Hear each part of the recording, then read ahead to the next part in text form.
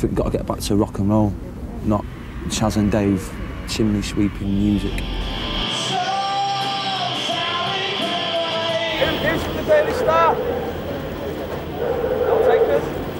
Thanks. There has to be something that comes after us that's so far removed from what we're doing, and it has to go in a different direction. If it doesn't, I'd be quite upset. I'd probably have to do it myself, won't I? I'd probably have to invent a new form of music, just to do my own edit.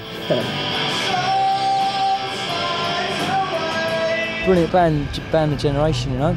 I mean, the things they say mean a lot to me. All these people are here to see me play the guitar. It doesn't get any better than that. I mean, what's the worst that could happen?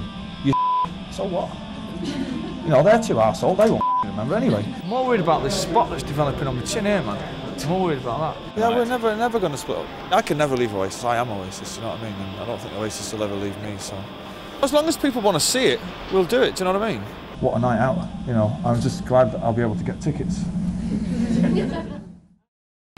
The gloves were off today in the much-hyped Big Chart Showdown. When the record shop doors opened this morning, battle commenced.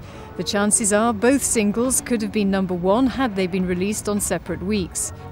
But in 1 week, there can only be one winner. For Oasis, the contest is something of a grudge match. I don't think they're important for the 90s, you know what I mean? I think we've got to get back to rock and roll, not Chaz and Dave chimney sweeping music. Over breakfast, Damon Albarn, Blur's lead singer, was taking a more cautious approach.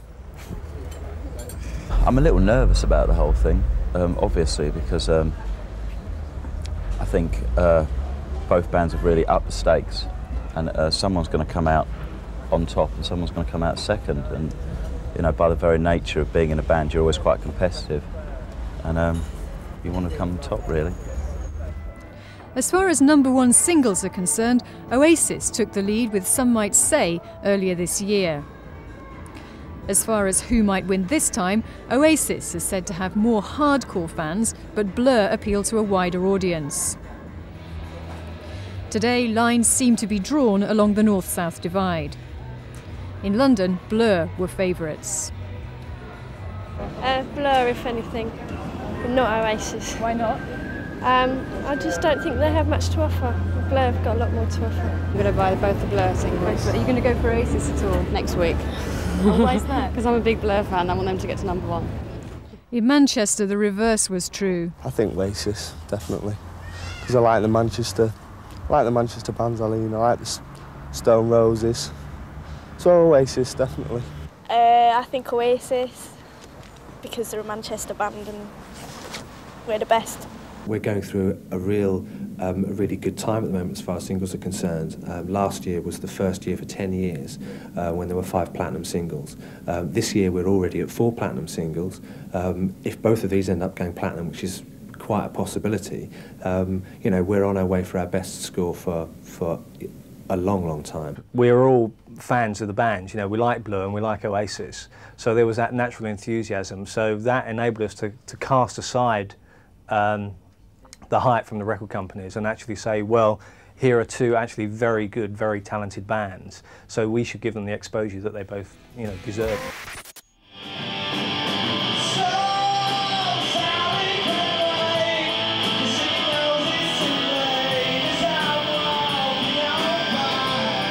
Scene 1, a band rehearses in smoky rooms in King's Cross, but this band has a string section, because this band is Oasis, minus singer Liam Gallagher. Oasis albums have gone double platinum, but they're a band that have appeared out of nowhere. 18 months ago we were playing at a pub called the Water Rats in King's Cross, and just over a year ago we were playing in the 100 Club. Scene 2, Earl's Court, empty of seats, is filled with the sound of preparations for a huge pop concert. In little more than 24 hours, this vast, echoing, cavernous space at Earl's Court will be filled with 13,500 Oasis fans.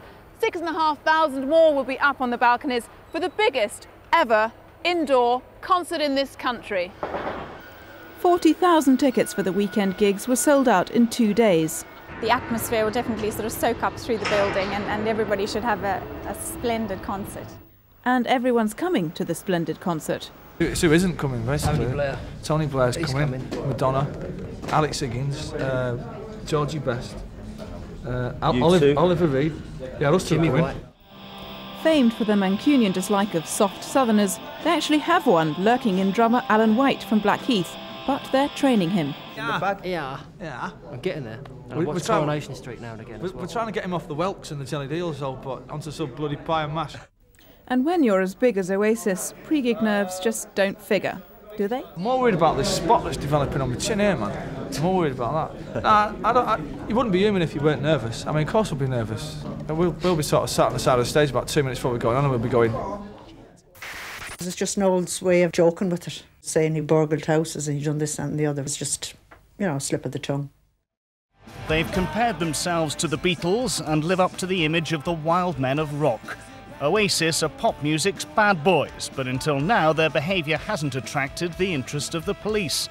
In an interview with a music magazine, however, songwriter Noel Gallagher allegedly admitted he and others used to break the law. What people have got to understand is we're lads, he supposedly said. We have burgled houses and nicked car stereos, and we like girls and we swear. But according to Mum Margaret, the alleged boasts are just Noel being naughty. I'm not really surprised because it's just Noel's way of joking with it. You know, sort of April Fool thing, just saying he burgled houses and he done this and the other, which is just, you know, a slip of the tongue. The police in the band's hometown of Manchester, however, don't think it's funny and say they'll be investigating the report. Chris Roberts, ITN. It's a few hundred metres long, has several thousand legs, and much of it was looking like it hadn't been to sleep for a couple of years. The common or garden species of Oasis Q was spotted today on the streets of London. These fans may not have been exactly lively, but they were happy to apply their intellects to the vexed question of what it is about Oasis that's made them such a cultural phenomenon. Because, they are, aren't they? A brilliant band of generation, you know. I mean, the things they say mean a lot to me. Oh, they're the best. I like their music. Is this a cue for Oasis? Oh, I thought it'd take that. Oasis play Nebworth in August, and before you scoff, remember these boys sold £2 million worth of tickets today in the time it took most people to do their Saturday morning shopping. In the West End, this is Paul Moss for London Tonight. They came to settle the arguments once and for all. It was the Blur versus Oasis football match. Damon out of Blur and Liam out of Oasis facing each other on the pitch. It was all part of the music industry's Soccer 6 tournament, raising money for Nordoff Robbins Music Therapy at Mile End Stadium. Also playing in other matches were Jarvis Cocker out of Pulp and Robbie Williams. Thing is, I'm really hungover from last night anyway, so it's balancing up, innit, really? It's Harry of the doggy. The question is, of course, have the crowd come to see a display of exceptional football skills? Well, frankly, no. Of course not. They've just come to see pop stars in football shorts. Blur or Oasis, which is it? Blur. Are you interested in the football? No! I didn't think so somehow. Unfortunately, Damon out of Blur was too shy to do any interviews, and the nearest Liam out of Oasis came was to steal the sponge off a reporter's microphone. But for some fans, just the sight of Liam proved to be too much. But what was the result of Blur versus Oasis? The Southern Softies versus the Northern Hardmen. The result was Blur 2, Oasis 0. Not such a bunch of softies after all. At Mile End Stadium, this is Vince Rogers for London Tonight. Who's from the Daily Star? I'll take this. There has to be something that comes after us that's so far removed from what we're doing, and it has to go in a different direction. If it doesn't, I'd be quite upset. I'd probably have to do it myself, won't I? I'd probably have to invent a new form of music just to do my own editing. Did you ever think it was going to get this big? Be a liar if I said yeah. Liam would probably say, I thought it was going to be bigger than that, but I didn't think it was going to get this big. You know, nobody thought that one day we'd have sold 10 million albums and we'd been playing to 250,000 people over 2 days. Anyone that said that they did believe that's a liar, you know, because we didn't. We thought we might play to, like, you know. I mean, we thought, you know, when we done Earl's Court, which was 20,000, it was like, you know, and they were the biggest indoor gigs ever in Europe. So it was like, you know, we thought, well, this is probably as big as it's going to get. And we done Main Road, which was 40,000. And it was like, well, you know, fair enough. And then it's 125,000. It's just, But I don't know where it's going to go from. We'll probably play Hyde Park next to some 500,000 people. So. There have been rock concerts at Nebworth before, but never, it is claimed, quite on this scale. The Rolling Stones, Led Zeppelin, Genesis and Queen all played here in the 70s and 80s, but never 2 nights in a row.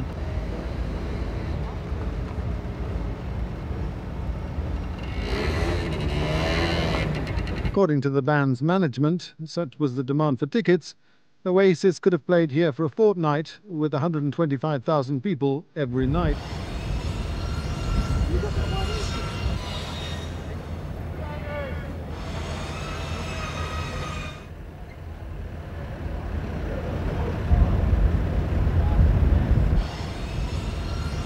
Setting up the site took 2 weeks. The photographers were invited in last Friday for the ritual meeting with the band. Oasis came up the hill and played this, as if it was the OK Corral. Who's from the Daily Star? No takers?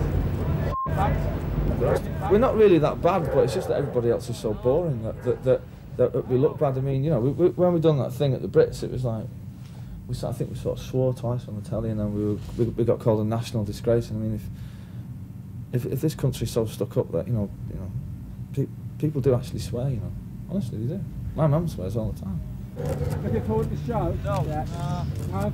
Not so. Might pull it. What do you think? All police leave in Hertfordshire was cancelled for the weekend, and a special police video was circulated. The police called it Operation Gold, and as it happens, Oasis fans turned out to be as good as. There were just 10 arrests over the weekend. The fans seem to come from everywhere, from the band's hometown, Manchester, from Sheffield and York, from Newcastle and Norwich, from Littlehampton and Luton.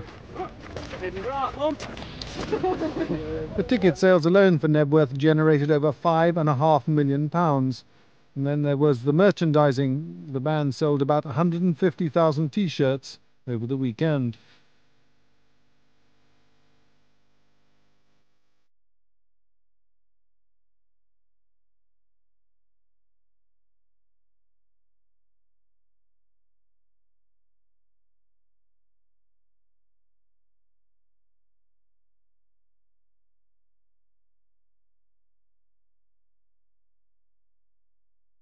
As soon as the gates opened, it was a race down the hill to the front pen closest to the stage.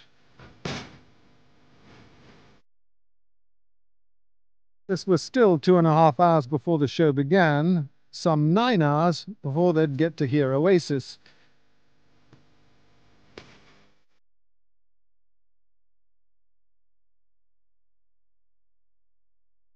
Just different to anyone else that's around. I mean, I know there's a lot of copycat bands now, but when they first arrived, they were just so different for anything. I mean, we had all dance music and stuff, and they just play their instruments and write good songs. Attitude, the lot. It's wicked. Just quality, really. Brilliant front man. The music's so simple, it's just really easy to listen to and stuff. It's the culture as much as anything, isn't it? Really? What do you regard as being the culture? Lager, cigarettes, alcohol. Best singer, best songwriter, best band. How old are you? 14. How old are 14. you? All of us 14. 14. All of you are 14? Yeah. Is this all your first concert? Yeah. And you chose Oasis? Yeah. At Nebworth, most of the fans were under 25. If Oasis's initial fan base was laddish, it's now expanded. There were dance acts on the bill here. Oasis's appeal is apparently broad enough to include those into dance music, the dominant sound of the last few years. There's been a change in the climate that's actually happened over the last couple of years, spearheaded by Oasis, where you can actually walk into a club now. We've got the Chemical Brothers playing, and they're very closely linked with the band as well, and yet they're an out-and-out club band. It all falls back to one thing: fantastic songs. Obviously one of the best bands Britain's produced in the last 20 years. They're sexy, they're young, they're of the people, as opposed to, you know, they're of the people and from the people, as opposed to the sort of rock bands or groups that come along that sort of look down on everybody. And I think that they, very much like the Mondays and the Stone Roses before them, that they, even though they're not They don't play dance music or anything. They embrace club culture. They fit with everybody. So it doesn't really matter what sort of music you're into. Oasis sort of work. All the marketing that we do is always very ground level. It's always fly posting, press advertising. They've got a huge fan base, a huge database of fans of 350,000 who are regularly kept in touch with all that's going on with the band, live dates, releases. It's all, you know, it's all kept at the ground level, and everything else it kind of flows from there, basically. The Oasis boast is that they're the best new rock band in the world. But as the band knows, like a candle, popularity in the rock music business can be short-lived.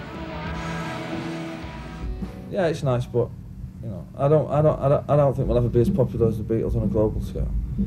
The gig is just, it's one night or it's 2 nights, and it's an experience, and you experience it as it's happening, and then it's over. Whereas a record is something you buy on the shelf and you can take it home and it lasts for as long as you last. And you grow up with it, and then you grow old with it. We can't be the be-all and end-all of music, surely we don't. There has to be something that comes after us that's so far removed from what we're doing, and it has to go in a different direction. If it doesn't, I'd be quite upset. I'll probably have to do it myself, won't I? You know what I mean? Because everyone's so lazy and they couldn't count their asses do anything. I'll probably have to invent a new form of music just to do my own editing. Last night's concert at Nebworth was carried live on radio stations in 40 different countries around the world. If the British tabloid press didn't like the show, the fans on the ground did, and for many of them, it was a night to remember.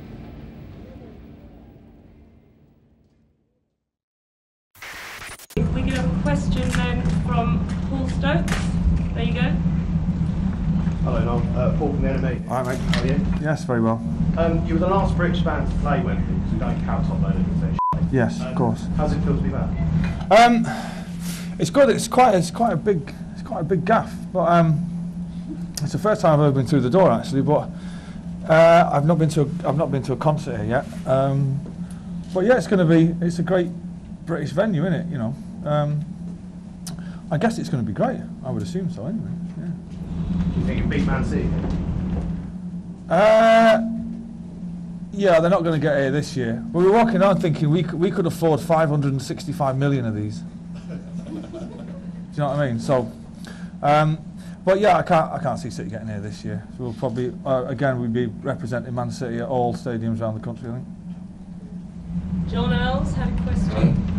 Noel, the Eaton Park is an unusual venue to play. How did that come about? And did you go to there? Have you been there at all? I think the last person to play there was the Pope in 1980. Could have been 1982. It's been stagnant for a few years. Seemed a shame just to let it sit there doing that. And the fact that I think the new we had a few gigs booked in at Man City Stadium, and I think the new owners have said there's no need to play concerts there anymore because obviously we don't need the money. And we said yeah, but neither do we, but we're just doing it for a laugh, you know what I mean? But so that was the next suitable venue. The obvious one would have been to go to Old Trafford, but ain't gonna happen. Did you go and see the Pope when he played? I supported him, yeah. I was on for. You wouldn't have seen me. I was on for the first 45 minutes, just doing stand-up. Yeah, no, just doing stand-up, religious gags, you know. Didn't go down too well. Thanks, John. Damien Jones, Radio 1, you had a question. All right, I believe you have Kasabian in the enemy. Yeah. Why did you choose them, and how does it feel to miss a penalty at Wembley? I meant that. Oh, absolutely. Yeah. Let me see, Kasabian. Well, Kasabian, we toured with them in the States a couple of years ago, and we've since become quite close to them. So we always said when we were doing the big super gigs again, which this kind of run of gigs are going to be, we would kind of give them first option. And as they're going to have an album out, it kind of fits perfectly. And The Enemy, I've liked since I heard their first ever single, and I think with the 3 bands on the one night, if I was 16 or 17, I'd be here. You know, I think these gigs are going to be easily the gigs of next year, if not the decade. You know, for a certain demographic of the population. So I think it's going to be. I'm actually really made up at the bill, and when you see it written in front of you, what a night out. You know, I'm just glad that I'll be able to get tickets. Is Steve from Sky News here? Yeah. Hi, Noel. Just wondering how you and Liam sort of go about it. You've obviously played shows like this before, but do you approach them any differently? Well, we never, you know, the first kind of stadium we done was at Main Road in Manchester, and it never felt, for some reason, it never felt daunting to play to 40,000 people then. It just, you can't sit and think about things like that. You know, some bands will sit in the dressing room and quake in their boots, do you know what I mean? We're kind of from the other end of the spectrum. We're like, all these people are here to see me play the guitar. It doesn't get any better than that. I mean, what's the worst that could happen? So what? You know, they're too arsehole, they won't remember anyway. You know what I mean? So gigs like this, like life itself, is there to be lived and enjoyed, and if you can't enjoy them, then, you know, you might as well just aim for the Astoria and leave it at that. These are what it's all about. This is what it's all about. These are the gigs that go down in people's memories, and this is where people will meet future wives and all that kind of gear. Do you know what I mean? It was like the day we were doing Nebworth, people were, you know, it was the biggest thing that had ever happened, you know, and people were kind of whispering it backstage as though you weren't allowed to say it. I was kind of like, come on, this is it, you know, this is it. And it's here and it's now, you know, and I give thanks that we're going to be headlining it, you know, and not just some heritage act on before a load of young kids. So we're bang up for it. Liam, on the other hand, was himself. Thank you. Jonathan, GMTV, you had a question? Just ask what you make of the latest crop of musical talent out there, particularly the likes of X Factor, dare I say it? Well, it's not. I mean, I always comes across that I'm putting X Factor contestants down, and I'm not. Who would deny the right to kids to kind of better their own lives and all that? But it's not really about the music, is it? You know, people from Bradford singing in American accents is not really what it's all about. But yeah. A word in it, to be honest, you know. But it's kind of who's got the biggest sob story this year, isn't it? You know, oh, my cat died, you know, and his outstretched paw was pointing at the letter X on Pool's Keeping. So I've come here today, Simon. I've come here today. I'm going to sing What's New, Pussycat. You know, come on, do us a favour, get a proper job. You know, and the way Simon Cowell always says, you know, you are what this contest is all about. No, it's not. It's about you. It's not about them. But I do say my 8-year-old daughter enjoys watching it. Particularly, I think it was last week when some girl band come on and said they were going to do Wonderwall by Ryan Adams, which is brilliant. My 8-year-old went, oh. And I was like, no, I did write it. I assure you, I did write it. She's going, who's Ryan Adams? I was like, he's a friend of Dad's. But yeah, it's a sign of the the culture which we live in, I guess. Someone from BBC News, and I'm afraid I don't have your name. Dan McMillan, BBC News. Dan, sorry.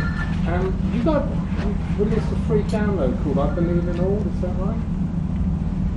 We have we? I think, have we? What do you think about free downloads and giving music away?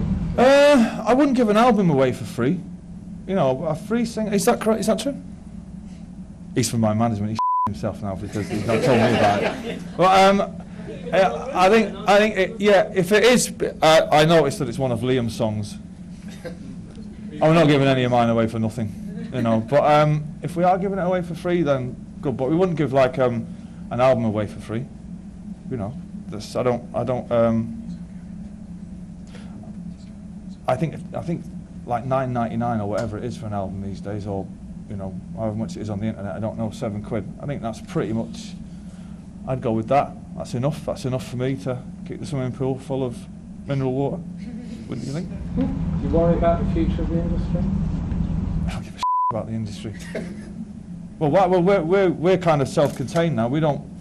The industry itself is in the because it kind of got too big, and major record labels are like with these big sprawling corporations that have had to take a hit because there's too many people working for them. But downsizing is good anyway, I think, you know. But I think eventually the music industry will land at a place where it should have been all along, which is leaner and meaner and more about the music and less about the product and the razzmatazz. Do you know what I mean?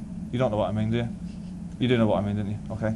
Well, I think it's been coming for a long time, but I don't think it's hit the bottom yet. But it's good in a way. Do you know what I mean? And if anything's come out of this current climate, its records are cheaper. Can't argue with that, can you?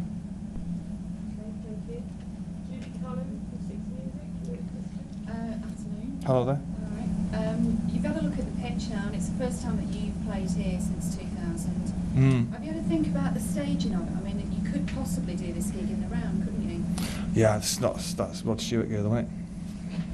I think no, we'll be doing it in the traditional sense. There'll be a stage at one end, and there'll be a bar at the other, and in between the middle, you don't want to get involved in if you're over 25. You know, if you're over 25, get up in the stands. You know, but I don't really think about the staging aspect of it. That's for people who get paid an extraordinarily amount of money to come up with stage shows. I never see it anyway. I'm kind of facing the audience, which is what I'd rather look at. You know, I'd rather look at 80,000 people on a night out than, you know, a load of wizards flashing lights behind you. That's not really interesting for me. I'm sure it's interesting for the people in the stands, but it's not something I don't really get involved in it. As long as there's big moving footage of me playing the guitar every now and again, that's all right.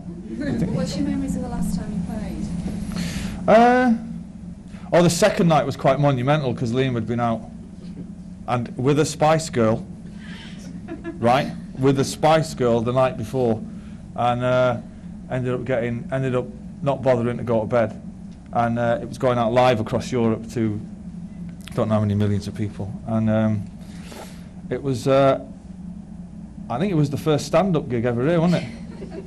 If I remember correctly, it was the first comedy performance in the old Wembley, but the first night was great, and the second night was quite skin-crawlingly excruciating. To be on stage, was I annoyed with him? No, not at all. I was brilliant. You know, how can I get annoyed with him? It's as much his band as it is mine. You know, but no, not annoyed with him. We've never mentioned it since that day. It's quite funny. You know, it's all over YouTube though. It's brilliant. Pardon? It's really not the worst insult you could throw at somebody, though, is it? You know. Yeah. So, Lucy from London Tonight, you have a question. Lucy here? Yes, here. Are you tempted to play headline Glastonbury next year? I think when Michael Eavis reads this press release, he'll himself. I wouldn't go to Glastonbury, would you? Yeah. Would you? Why, is R. Kelly playing? I wouldn't go. I wouldn't bother. This is where it's going to be at next summer, I'd have thought. But we said the last time that we've done Glastonbury, we've never really pulled it off at Glastonbury. I don't think. I think the first year we played, when we were on that second stage at 2 in the afternoon, was the best. We always blow the big gigs. We always somehow manage to George Best it. And I think that the first time we headlined it, we played too many songs off Morning Glory, which hadn't been released then. I mean, looking back, when you look at the set list, it's colossal, but nobody had heard Champagne Supernova and Don't Look Back in Anger and all the songs that we played. And I think the last time we had scrapped an album that was supposed to come out the week of that festival, so it was a bit of a damp squib, I think you people call it, didn't you? And but Glastonbury, I've always said this about Glastonbury, it's great to be at, but it's not really great for people like us to play at, because you don't go on till 11 o'clock at night, and all the people that you're with by 5 to 11 are absolutely battered. So by the time you get off at 12:30, you're just playing catch up all night and trying to make sense of what your girlfriend's saying. You know, you just I don't understand what you're saying anymore. You know, but I think it's better to be at than to play at, I think. That was always my opinion anyway. Just to move it along a bit, AP have a question. I don't know where you are in the room, sorry. Hello. Hello. Do you have any rituals before you go on stage, or what will you do? Yes. Yes, of course. We slaughter, goats and fry mushrooms. No. We're not one of those. We've seen that happen. Bands do the band hug and all that kind of thing. The first band we ever seen do it was Travis, and we were like, what the f*** are you doing? It's fucking mental. They all got in a little huddle and done a little jig. And we've never been once for that. We never even wish each other good luck on the way up the stairs to the stage, or we never mention it afterwards. You know, we never mention good gig or bad gig. It's kind of, I don't know. It's just a strange. We're northern men, do you know what I mean? And we enjoy ourselves in silence and suffer in silence. You know, we never really. We always do to the new drummer, because there's always a new drummer.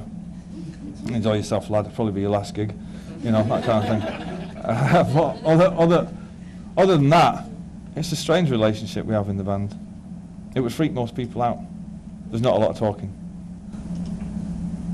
Okay, so given that Noel is a little busy this afternoon with Wembley, is there one last brilliant question relating to the summer tour, the songs you chose? Clearly not, then. Brilliant. Proms. Oh, yes. Tell us about your plans for your performance. We're doing it with the Crouch End Choir. It's a 150-piece choir, but we can only get 50 on the stage. And I think they're going to do 7 songs. I've already had a rehearsal with them in somebody's kitchen in Muswell Hill. You want to see the size of this kitchen. Yeah, it sounds quite.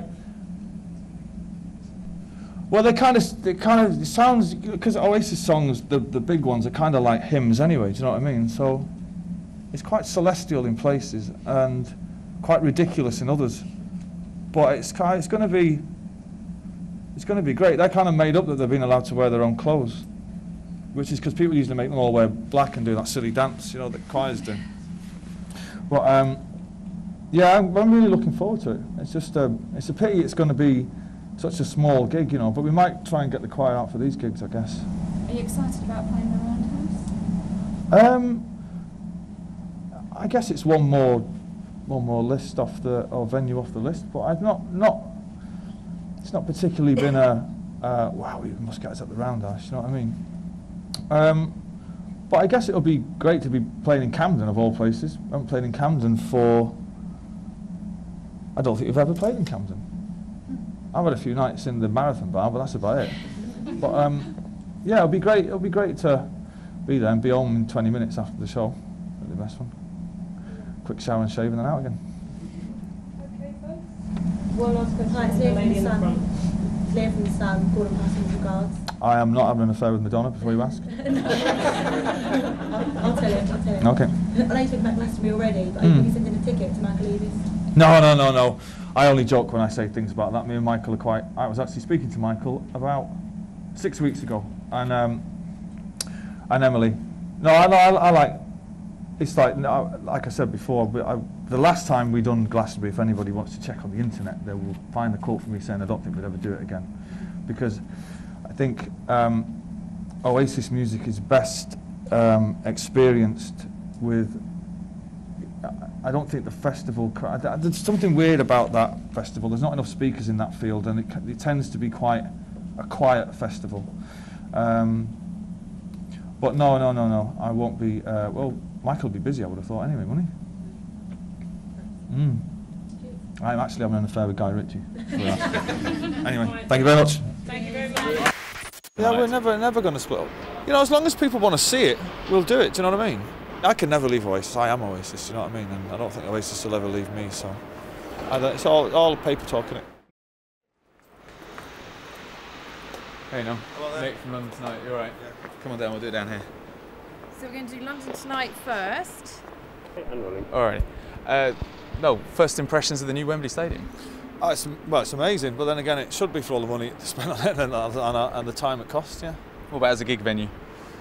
Well, I've heard good things. I've never seen a gig here, but all my people have been to concerts and said it'd be amazing. But it looks like it's going to be good. It's quite tall, and the old place was kind of quite flat and wide. It could be a bit lifeless, but I'm hoping it's going to be great tonight. Because you played the old Wembley, didn't you? Was it back in 2000? We were the last British band ever to play here, play there. Yeah. How's the tour been going? Hasn't been overshadowed by Michael Jackson's day. I'd rather not comment on that. It's been going great, you know. I mean, all our tours are, I don't know, they follow much the same pattern. It's all, you know, it seems to be a gathering of the working classes. You know, it's all good. We had a few hiccups in Manchester, but you know, it's. But this is the most number of people you've played to on a stadium tour in the UK for some time, isn't it? Combined? Yeah. Yeah, I'd have thought so. Well, Nebworth was 125. I don't know what's this tonight. Well, you're doing more than 250,000 over 3 days at Wembley. So. Yeah. It's all numbers, is it? So, there's been a lot of rumours, bookies saying that this might be the last Oasis tour. It's nonsense. Where does that come from then? I don't know. I don't know. People make comments in the press all the time. Wouldn't put any stock in any of it. So you can nail that rumour on London tonight. Yeah, we're never going to split up. You're going to end up like the Rolling Stones. Hopefully, yeah. Yeah, what's like Neil Young on the stage pushing 70 at Glastonbury? You know, as long as people want to see it, we'll do it. Do you know what I mean? And I think I speak for the rest of the band. We all really enjoy being in the studio and making music. But yeah, you know, people kind of take comments that people make and twist them and all that. But you know, I mean, I'd be if there were. I mean, apparently there's kind of bets from the bookies. Yeah, so what? That's what I'm saying. I 2 to 1 by October. There's no more Oasis. I could make a fortune by putting $500,000 on myself to leave and then leave for a week or something. But no, see, I can never leave Oasis. I am Oasis. You know what I mean? And I don't think Oasis will ever leave me. So it's all paper talking it. Not tempted to continue your radio presenting career? Because I can see you and Russell Brand as kind of like the Richard and Judy show on telly or something like that. We are. Who would be who though? Well, he would definitely have to be Judy. I think you'd get first dibs. He'd have to be Judy, wouldn't he? We are. I think there's talk of us doing something else around the next World Cup. I think on the radio. You're starting to do other things, aren't you? Just wondering whether. Well, I've always done other things. You know, I've had #1 singles with other artists and stuff like that with the Chemical Brothers and stuff. But it's nice to do other things. It makes you appreciate this, if you know what I mean. You know, when you see,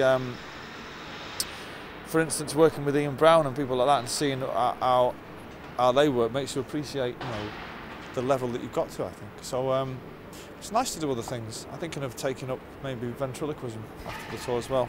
I've quite fancied that. Big fan of any ventriloquists? Well, no, children's entertainment is something I've kind of looked into a bit. I mean, it's nothing better than a captive room full of kids, eh? It's a big market. Well, I'll tell you what, you 50 quid a day you get. Could be on to Michael Jackson again. Sorry, but speaking of this venue, you've got 3 nights here, and then you're going to the Roundhouse to do the iTunes Festival, a free gig in a tiny little venue. You still like doing things like that? I don't mind the Roundhouse. If we've done it before for the proms, I don't mind the electric proms. I don't mind that. I wouldn't like the real small gigs. We've done a gig at the beginning of this tour in Germany for like 600 fans. It was horrible. You know, they start kind of talking to you in between the songs and stuff. They're kind of this close to you and they start talking to you. You don't want to see the whites of their eyes? You don't feed off that kind of... No, I want them to buy merchandise and get out. That's it. I'm not really interested in having a conversation with them. Actually, here we are at the home of Wembley, the home of the FA England team, John Terry. Any chance of going to Man City? What do you think? It's still big news. He hasn't actually come out and said. I wouldn't want him. He's a crybaby. Yeah? Yeah, he's a whinge bag, isn't he? Decent player though. He cries. He's got funny eyes. Do you think he'd be a useful addition to the City team? Don't need him. We don't need him. If we get Tevez, that'll be enough for me. I think all the talk of Eto'o and John Terry is a bit silly, do you know what I mean? I mean, I can't see John Terry coming to play for Man City. Whether he's trying to angle for a new contract or not, I don't know. But how do you think he'd go down with the City fans? Nah. It's Cockney anyway, isn't he? Not going to happen. Don't like Cockneys.